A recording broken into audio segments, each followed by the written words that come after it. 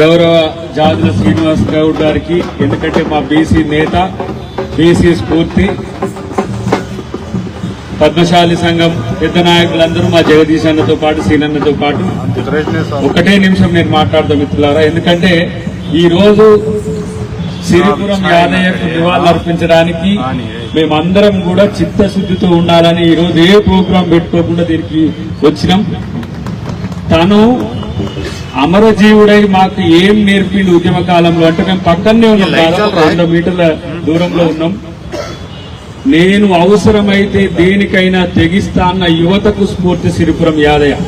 ఈరోజు కొండ లక్ష్మణ్ బాపూజీ అంశతో పుట్టిన తమ్ముడు ఇలా యాదయ్య మన మధ్య లేకపోయినా నిరంతరం తెలంగాణ ఉద్యమం ఉన్నంత కాలం తను సజీవుడై ఉండడానికి మేమందరం కూడా కృషి చేస్తాం.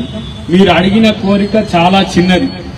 ఎక్కడైతే తను ఆత్మార్పణ గావించుకోవడానికి ప్రయత్నం చేసిండో అక్కడ తన విగ్రహంతో పాటు స్ఫూర్తి ఒక ఉండేటట్టుగా పెట్టాలనే దాన్ని ముఖ్యమంత్రి గారి దృష్టికి తీసుకుపోతాం. ఉద్యమకారులను డెఫినెట్ గా గౌరవించుకునేది కాంగ్రెస్ ప్రభుత్వం ఉండదు, ఎందుకంటే రేవంత్ రెడ్డి గారికి ప్రత్యేక కన్సర్న్ ఉన్నది.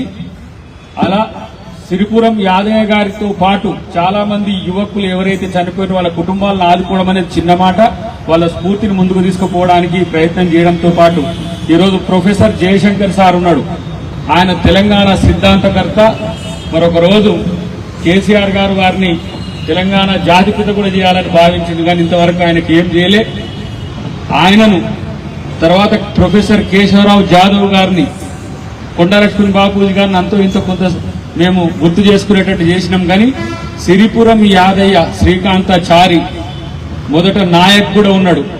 వీళ్ళందరూ నిరంతరం ఒక ఉద్యమ జ్వాలలుగా ఉండడానికి తెలంగాణ ప్రభుత్వం కట్టుబడి ఉంటది. మేం కాంగ్రెస్ ప్రభుత్వంలో ఉన్న పదవులు ఉన్నా లేకపోయినా ముఖ్యమంత్రి గారి దృష్టికి అంశం తీసుకుపోవడంతో పాటు ఇలాంటి బీసీ బిడ్డలు తెలంగాణ కొరకు వందలు త్యాగం చేసింది. ఈ తెలంగాణలో ఉద్యమానికి ఎంత పాత్ర ఇచ్చిండ్రో అధికారంలో కూడా అంతే పాత్ర ఇవ్వడానికి మేము కొట్లాడతామని చెప్పి ఈ సభా సాక్షిగా, ఏ పార్టీకి సంబంధం లేదు, మా జాదుల సీనన్న బీసీ ఉద్యమ నేత సాక్షిగా మీకు అందరికీ చెప్తున్నాం. మేము నిరంతరం కేవలం ప్రభుత్వంలో ఉన్న పార్టీలో నాయకునిగా కాకుండా ఒక సామాజిక ఉద్యమకారుడిగా, మాలమానాడు జాతీయ అధ్యక్షునిగా నా వంతు కర్తవ్యం బీసీల కొరకు చేసే బాధ్యత ఉంది. తమ్ముని కొరకు చేసే డెఫినెట్ గా మీరందరూ మమ్మల్ని అడిగే రైట్ ఉన్నది. మేము తన కొరకు చేయాల్సిన బాధ్యత ఉందని చెప్పి తెలియజేస్తూ భవిష్యత్తులో మరింత పెద్ద ఎత్తున సిరిపురం యాదయ్యకు సంబంధించిన అంశాలు చేసుకుందామని చెప్పి తెలియజేస్తూ జై యాదయ్య, జై తెలంగాణ.